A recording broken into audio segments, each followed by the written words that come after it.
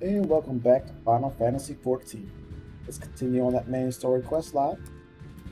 Dr. Swift. Revolution. Has two necklaces here. Daystar and Evanstar. Interesting. We'll probably get Daystar again. It's got an extra row of stats. But Swift has a message for you from General Wilvan. Awesome.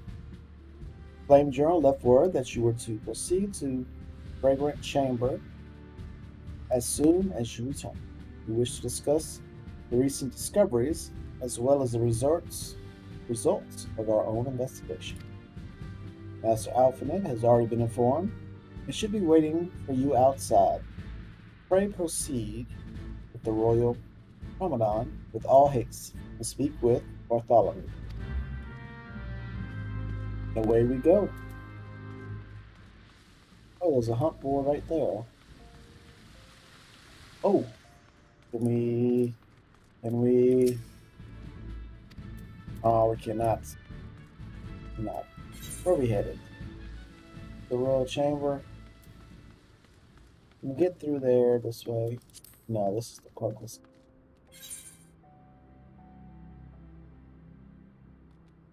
Go back to the Ether Chamber, right? We need to go to Chamber of Rule. Where we need to go to.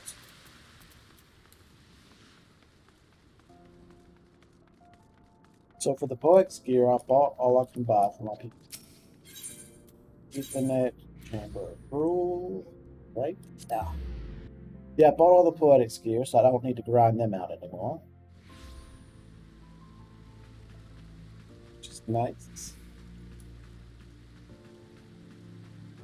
So everyone's at least like 120, I think. Let's see. 130, 130, 126,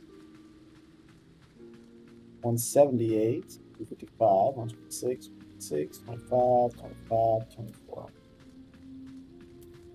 Yeah, so pretty good stuff. Alright, Bartholomew. We have been expecting you, sir. Please proceed inside.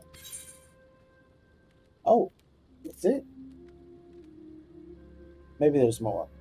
Let me go ahead and get the Daystar necklace. And let's watch this cutscene. Commander Swift has kept us apprised of your recent activities. You've made great strides towards quelling the violence.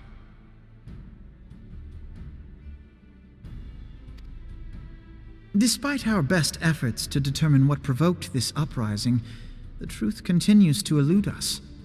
Have you uncovered aught which might shed some light on the mystery?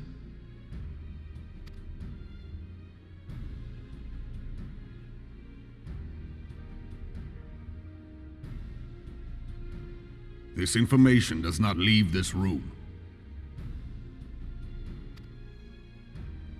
The Syndicate's decision to reject the Doman refugees' appeal for asylum had lasting repercussions. A number of those displaced by the calamity claimed it was proof of a policy of discrimination.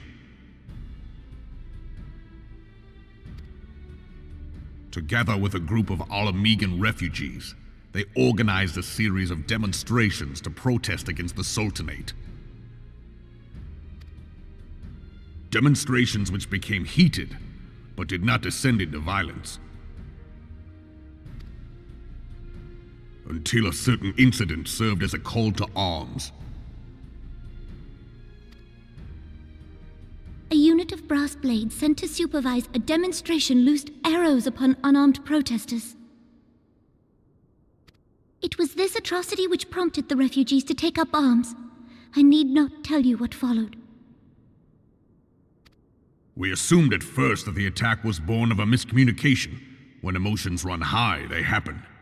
But suspicions were raised regarding the unit's commanding officer, whom I ordered interrogated. Sure enough, our fears were soon confirmed. The dog confessed that a merchant had offered him coin to give the order. A merchant in the employ of Teleji Adeleji. Teleji Adeleji. Uh-oh, that must be important. But he spoke in favor of the Doman's cause. and has ever seemed sympathetic towards the refugees' plight. Why would he do such a thing? Oh, it's the little guy that sat in the chair after the meeting was adjourned that still came home. Know you of the Cartano Reclamation Bill? It is a proposal to annex the Cartano Flats so that refugees may establish permanent settlements. When last I looked, that was disputed territory.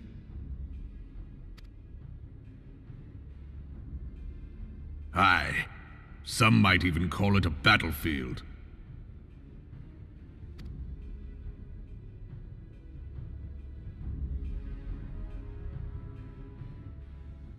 The destruction wrought by Bahamut was greatest at the Cartano Flats. That much is common knowledge.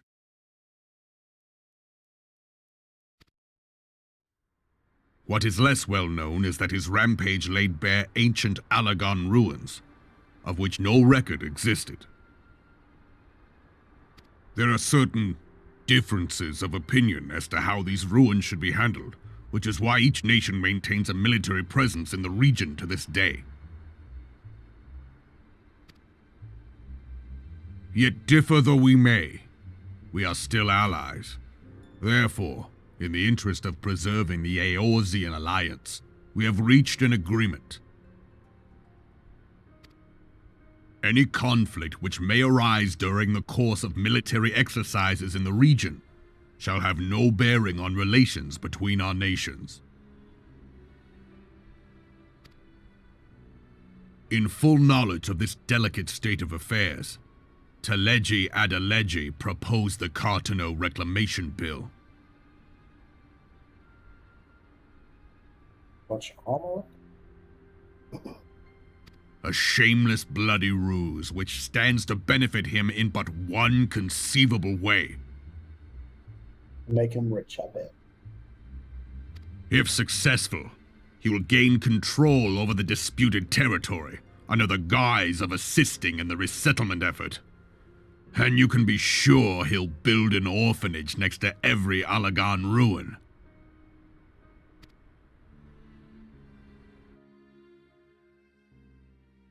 The man would threaten the unity of the Eorzean alliance and risk countless lives for personal gain.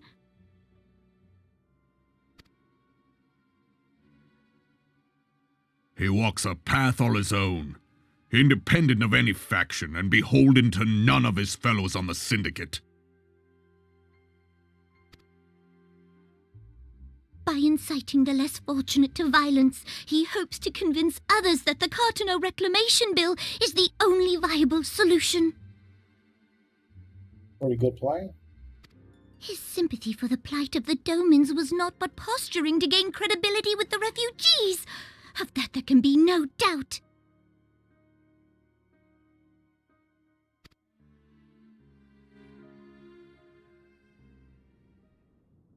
Forgive me, but what could possibly motivate Teleji Adeleji to go to such lengths? What is so special about these ruins that he would risk his position on the Syndicate, and, most likely, charges of treason against the Sultanate? Omega. Why, two-screw racer? Pardon?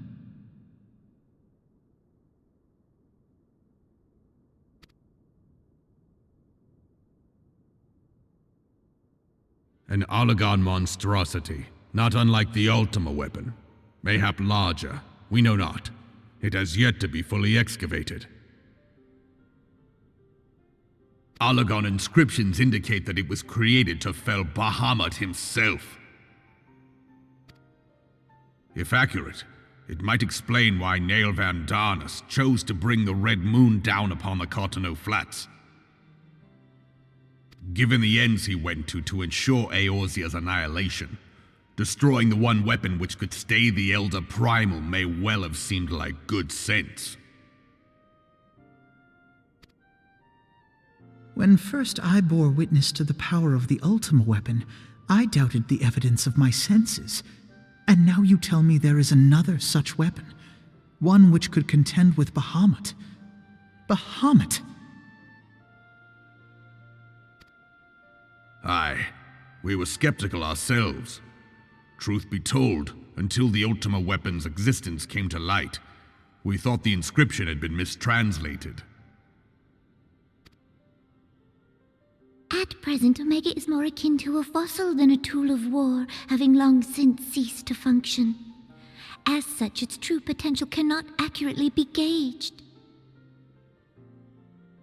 However, if someone were to restore it, as the Garleans did the Ultima weapon, I have little doubt that he would wield untold power.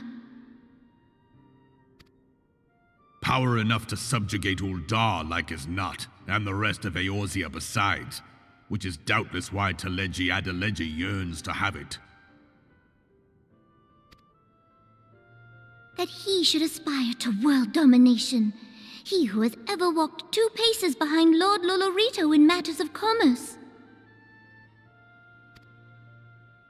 'Tis in acknowledgement of his own limitations that he seeks this power. Woe betide us all should we allow him to have it.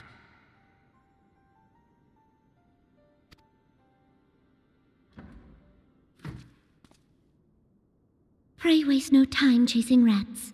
Only a fool would believe that secrets can be kept in Uldar.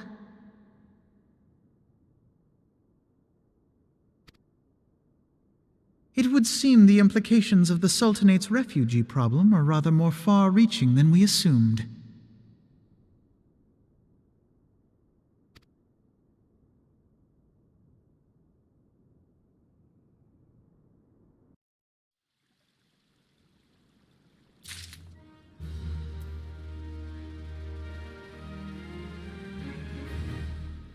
Well, that ends that episode.